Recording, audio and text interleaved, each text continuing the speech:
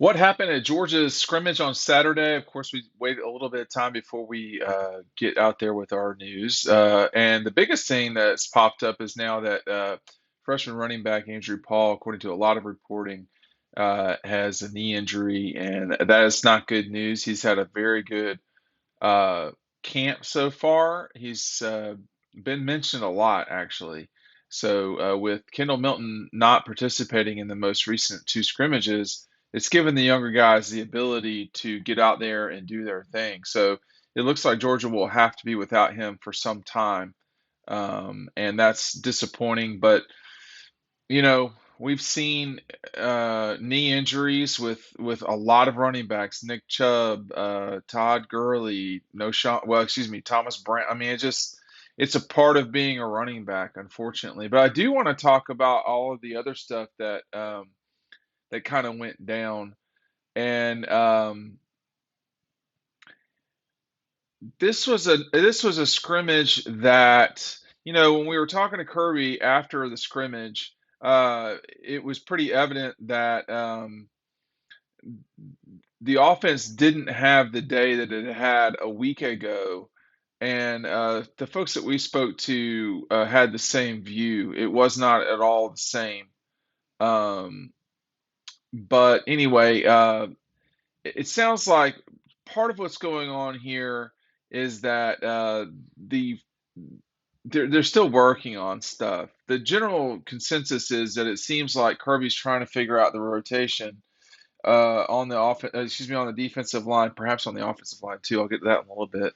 But the guys that had pretty good days, Lab McConkey, it sounds like the tight ends were very good. At least one person talked about how well Kenny McIntosh has played. So we'll have to continue to monitor that. I mean, if Kenny is as good as one person described, then, Georgia's going to be okay at running back. I'm not sure that running back's going to be the focus for this team. I'm not sure if it was the focus of last year's offense, but it's such a huge part of any football game. You have to have running backs. But let me talk first about the defense. And this is an ongoing theme that I've heard from people, which is that this is an extra this the speed is not an issue for this defense.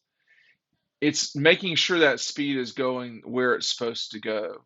And um, if you're really fast but you're going the wrong way or in the wrong direction, then it doesn't matter how fast you are. It's about getting to where you're supposed to be as fast as possible. And that's the thing that I think a lot of people have noticed and have said. Now, of course, these are Georgia partisans. They want to see Georgia do well. But more than a few people have said, hey, uh, it might take a little time for this defense to get where it's got to go. But when they finally get there, which a lot of people think will take about half the season, they're going to be pretty good. No, they're not going to be generational, stuff like that. But it's going to be a defense that you can kind of depend on, and sounds like it's going to be very fast. Another mention real quick about the defense. Um, I think Jalen Carter is not playing a lot in these scrimmages, so that's got to be taken into consideration as well.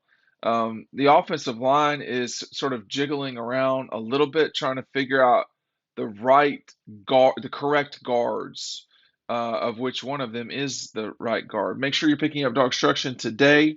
We've got a, not a lot of magazines to go. There's some left. So if you get DAWGSTRUCTION today, you'll get the magazine with it included. If you just want the magazine, click that below. I got an order today for someone with a lot of magazines, so that kind of knocked us down lower.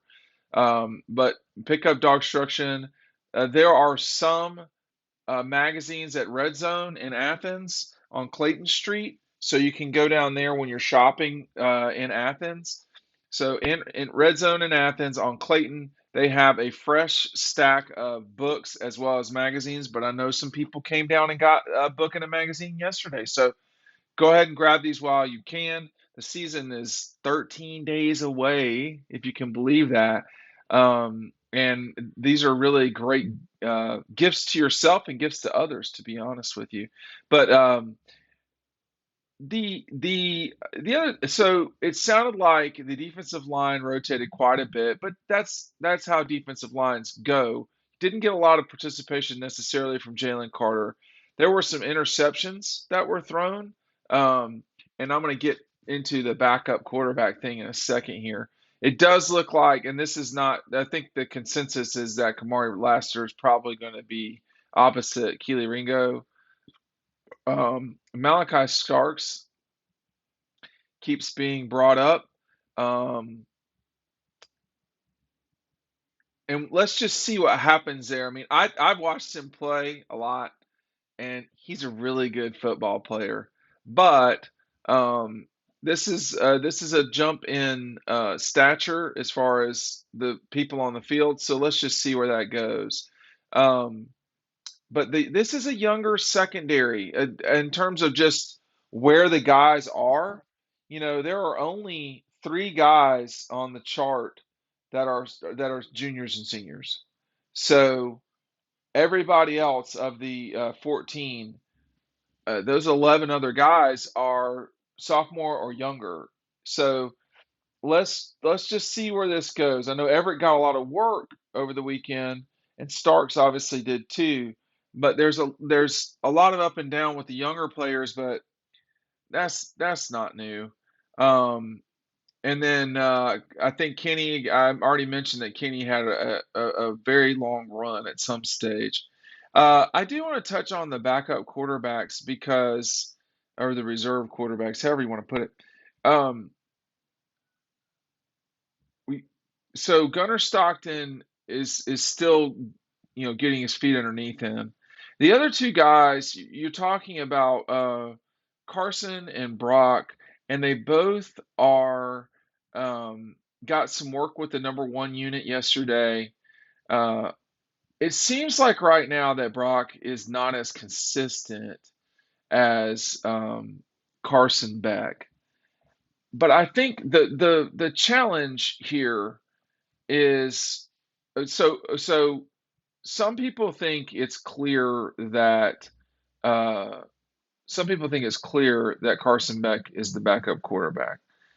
But other people would argue that they're not sure. I've not had anybody say that they think that Brock is the number two. But let me say this about where we're going here in the future. The one of the reasons why Stetson Bennett wound up starting, and this is something Gary Danielson talked about a lot during the Tennessee game in 2021, was his ability to run.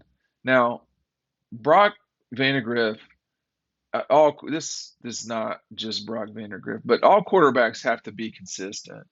And playing quarterback is not necessarily about your physical tools exclusively. So there's still work to be done there. I think the thing to me that is still so curious about both Brock and Gunnar Stockton is that they have the ability to run and be extremely athletic. Yeah, Stetson does that too, but Georgia's just not had a lot of quarterbacks like that, that can really um, be dangerous with their feet. Now, that makes it sound like those guys are great runners. I think Brock is, but what you want is mobility in order to throw the football. You want functional mobility, and that can be uh, footwork in the pocket just as much as it is out of the pocket and running. I remember watching in 2015, Grayson Lambert would just like bail out of the pocket, which made no sense to me in any way. And the pocket was there, and you know, you have to play quarterback, and a lot of that is sticking in there and being in the pocket or functionally moving up in the pocket or whatever you want to say, whatever the correct terminology is, perhaps, I mean, two hands on the ball all the time and all this stuff. So that's the part where I do wonder if Vandegrift and Stockton in the future will bring a different dimension. But if they're not going to be consistent with their quarterbacking, then they're not going to get a chance to get in there because Carson Beck's nothing to sneeze at. Now, Kirby's talked about this a lot, in that you want, I don't know, I mean, I think he's used the word controversy, but you certainly want competition in your quarterback room. Who's the best quarterback? If you're asking that question a lot, that means that you've got options typically. I mentioned 2015. That was really Mark Richt's downfall. But you want options there. And what happens if Stetson gets hurt? There's a player that was injured, a skill player that was injured this weekend that will probably miss the season because of a knee injury. That happens. Nobody's celebrating that. That happens in this sport. So the younger guys, the backup players at quarterback have to be ready. Look, it would surprise me if it's not Carson Beck. This time a year ago, he was essentially the number two um, coming into fall camp. He has taken a lot of snaps during G Day 6 months ago. It looks like it's him, and from all I can tell, it probably will be him. But what I don't know is what will happen between now and the time someone other than Stetson Bennett is the starter. We don't know that. And so Carson has to continue to push forward. There's never going to be a time in this program again where, and I don't know that this has ever been the case with Kirby, there's not going to be a time in this program where you just ascend to starting quarterback. It's There are no rules.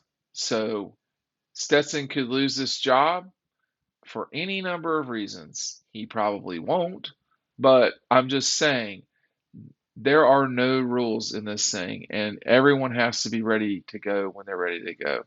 All right, make sure you're going over to Dog Post, check out DAWGSTRUCTION. Thanks for watching.